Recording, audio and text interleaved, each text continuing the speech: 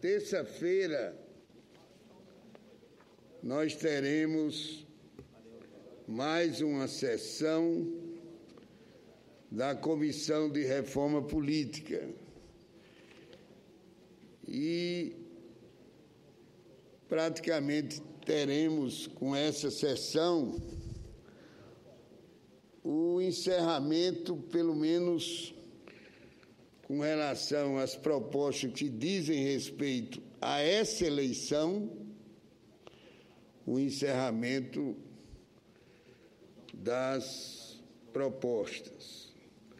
Ora, senhor presidente, se há uma coisa que encanta a qualquer parlamentar que chega a essa casa, e eu já cheguei por 3 vezes, é a discussão da reforma política.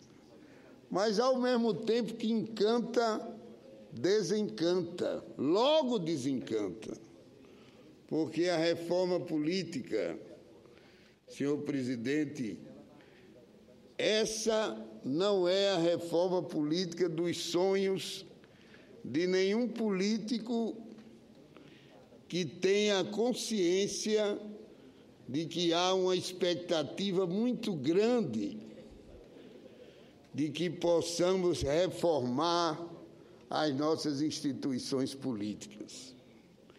Desde logo, eu quero fazer uma ressalva.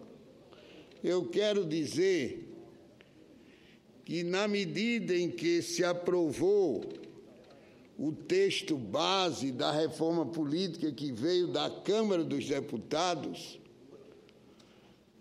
já tivemos aí um ato de realismo político. Diz o senador Elmano que a política é a arte do possível. E com relação à reforma política, essa arte nunca foi tão exercitada, porque nunca se vai muito além na reforma política. Então, foi aprovada na quarta-feira, ontem, dia 19, o texto base do projeto vindo da Câmara, que trata do mesmo tema. Os destaques apresentados à matéria vão ser votados na próxima terça-feira. São 10 sugestões de mudanças apresentadas pelos senadores, que serão examinadas uma a uma, conforme explica hoje no Jornal do Senado o presidente da comissão, Jorge Viana. Tão logo isso aconteça, a proposta seguirá ou virá, diria melhor, para esse plenário, em regime de urgência. Eu diria, senhor presidente, que aqueles que estão esperando um grande debate sobre reforma política a partir de terça-feira, não esperem muito. Afinal de contas, o que é que se está discutindo? Está se discutindo, é o tema central, o financiamento de campanha. Não está se discutindo como se reformar esse sistema partidário que está aí, com 29, 30 partidos políticos. Não está se discutindo, ou não se discutiu, ou não se discutirá, ou esse plenário não repercutirá o grande debate sobre o voto distrital, se nós devemos continuar com esse sistema proporcional ou se devemos nos dedicar ao debate do voto distrital. Não, senhor presidente, não há como se discutir mais isso. A reeleição a reeleição, o que se aprovou é alguma coisa absolutamente, eu diria até esdrúxula, porque se aprovou a reeleição para depois da próxima eleição e, senhor presidente, se deixou de lado qualquer consideração do que a reeleição representa, porque a reeleição, se ela é viciada, ora, senhor presidente, se ela é viciada, que se trate de se afastar os vícios, mas que não se proíba a reeleição naquilo que ela tem de mais meritório, que é a possibilidade de se fazer o julgamento dos governantes. Também não se chegou a discutir se os governantes deveriam se afastar, porque uma das coisas que poderiam sanear a corrupção, que diz que é proveniente do fato do governante permanecer no poder, e eu já fui beneficiado, não pela corrupção, pelo amor de Deus, mas pela reeleição, e também já fui vítima da reeleição, porque perdi a única eleição da minha vida quando disputei com uma candidata que estava no poder, estava disputando a reeleição. Eu que propugnarei, porque eu acho que essa comissão, e há um anúncio de que essa comissão não deve se limitar aos trabalhos visando a próxima eleição municipal, que essa comissão deve continuar no trabalho incessante para discutir esses grandes temas com vistas às próximas eleições. Senhor presidente, desde logo eu quero fazer uma ressalva. O relator, o senador Romero Jucá, ele fez o que era possível fazer, porque também não adiantava que ele enveredasse pela falta do realismo político e deixasse de lado o que foi aprovado na Câmara, porque para a próxima eleição não teríamos aprovado nada, não seria aprovado nada. Então, veja bem, eu quero aplaudir aqui o trabalho do senador Romero Jucá como relator, aplaudir o trabalho do senador Jorge Viana como presidente da comissão, mas vejam bem os senadores que estão aqui presentes. O que vai se discutir são 10 destaques na próxima terça-feira, que tratam da distribuição de propaganda partidária, que proíbe indicação do servidor do Executivo para a vaga de advogado em tribunal eleitoral,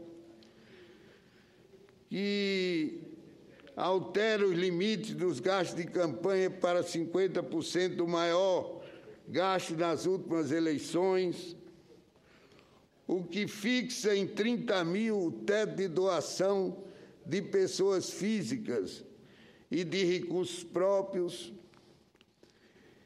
e por aí vai. A reforma política se diluiu, os grandes temas se foram, para ser mais preciso, se foram no abandono a realismo político. Se vai discutir o tempo diário das inserções de 70 para 60 minutos. Então, senhor presidente, eu queria realmente deixar aqui essa palavra, primeiro, de aplauso ao trabalho que foi feito, mas dizer que a reforma política não é aquela prometida e que podem ficar certos, os senhores e as senhoras senadoras, o descrédito político que hoje existe em torno ou diante do trabalho do Congresso Nacional vai continuar, a não ser que possamos, tornando essa comissão uma comissão permanente, possamos ampliar esse debate, possamos chegar a debater a fidelidade partidária, o voto distrital, a reeleição dentro de uma concepção diferente. É realmente, senhor presidente, de uma pobreza franciscana o que foi aprovado ao longo desses dias, o que foi discutido, e o plenário, por maior que sejamos otimistas, o plenário também vai ter que se curvar, vai ter que se dobrar à discussão desse varejo, muito desse varejo, e estejamos conscientes de que, ao lado da crise econômica, a crise política só vai ser verdadeiramente enfrentada quando nós realmente enfrentarmos o problema da reforma política.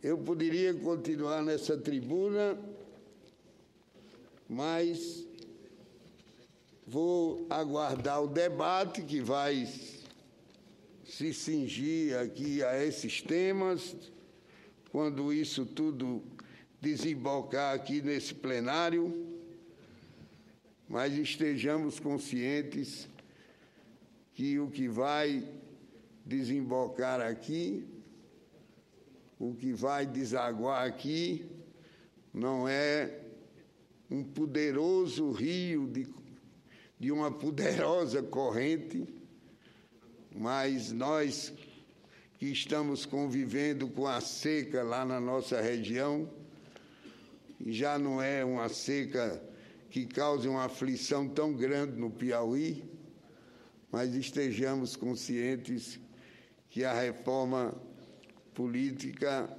vai desembocar aqui como um pequeno rio afluente.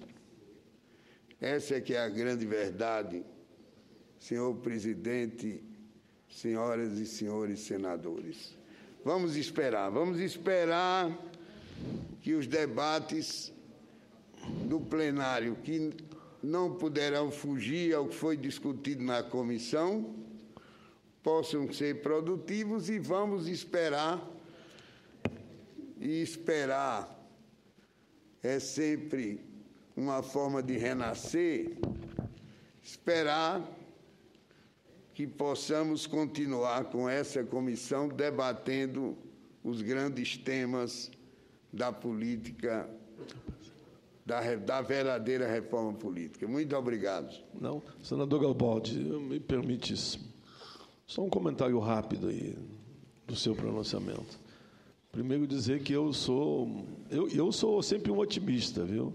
Mas nesse caso eu queria comungar com Vossa Excelência que eu também sou muito pessimista em matéria de reforma política, que essa casa vote em tempo hábil ainda, e pergunto para mim para o ano que vem. Eu não consigo acreditar em reforma de fato política, por tudo que nós estamos assistindo, reforma política, reforma eleitoral, reforma partidária, porque como há um descrédito muito, muito grande com os partidos políticos, eu chegaria a dizer que nós tínhamos que enfrentar esse debate, reforma eleitoral, reforma política e reforma partidária, para mostrar, de fato, um novo horizonte para a população brasileira que está tão descontente com o caos e a questão dos partidos políticos. Eu observava agora na última manifestação, e sabe que eu sou daqueles que nunca vai dizer que essa manifestação, se tinha 1 milhão a menos, 1 milhão a mais, não tem valor. Tem valor, sim.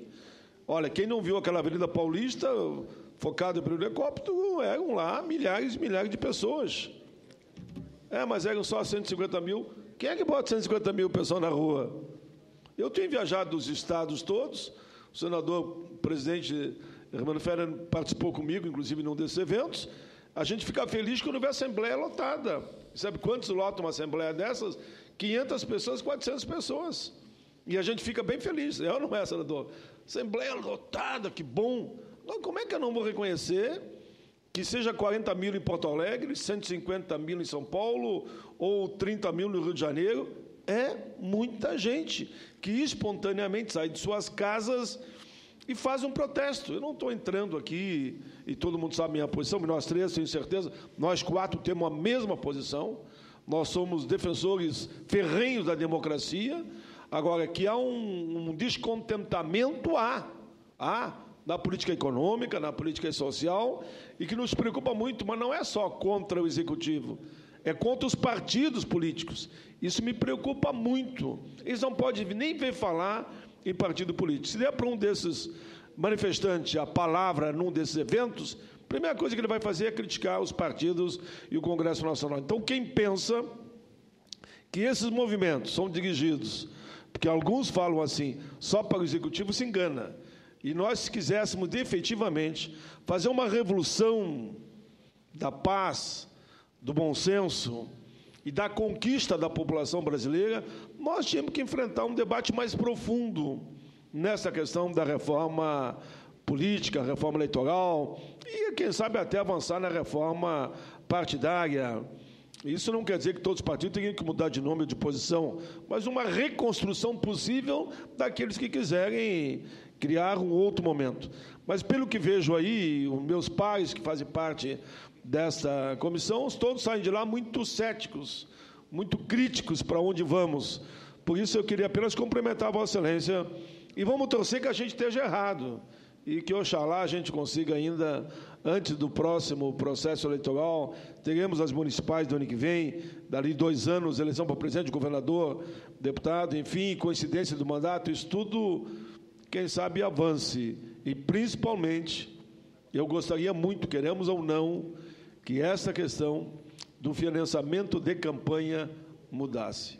Porque é inegável, é a porta da corrupção, o financiamento livre de campanha, como sempre foi até hoje, e, pelo que percebo, vai continuar. Que cada um vai poder dar quanto bem entender para esse ou aquele partido.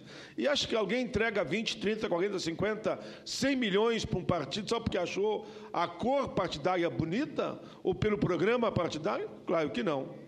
Ali é o dano que se recebe, lamentavelmente. Enquanto que a vitória deve ser no campo das ideias, das causas, das propostas, da visão de país, da visão de mundo. Enfim, eu falei demais, mas aproveitando essa quinta-feira e cumprimentando Vossa Excelência, que a minha posição é muito semelhante à sua em relação à reforma, que não virá, pelo menos é o que eu penso, para valer.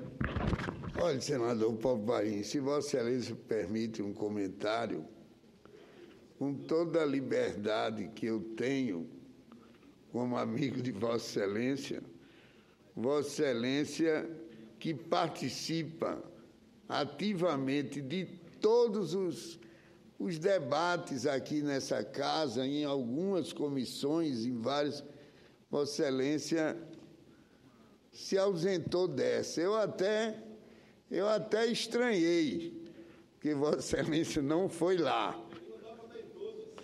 Mas não foi porque dá em todas, não. Eu acho que foi, a despeito de Vossa Excelência ser um otimista, mas dessa vez o seu otimismo não foi tão grande, não. Não permitiu que Vossa Excelência participasse. Concedo uma parte ao nosso querido senador. Senador Garibaldi. Pois não. O ministro Gilmar Mendes bem que poderia dar uma mãozinha, não é? Está lá com ele uma ação direta de inconstitucionalidade, uma proposta, um processo da OAB para acabar com o financiamento empresarial de campanha. Isso ajudaria enormemente. Eu acho que já tem até maioria formada, são 4 votos, ele é o 5º ministro a votar, ou são 5, 6 votos já. Eu acho que impedindo, porque a empresa não vota, quem vota é a pessoa física. Eu acho que esse entendimento a gente precisaria ter. Se a empresa não vota, por que então ela vai financiar a campanha? Para a empresa, financiar a campanha é sinônimo de investimento. E quando você investe, você quer ter retorno.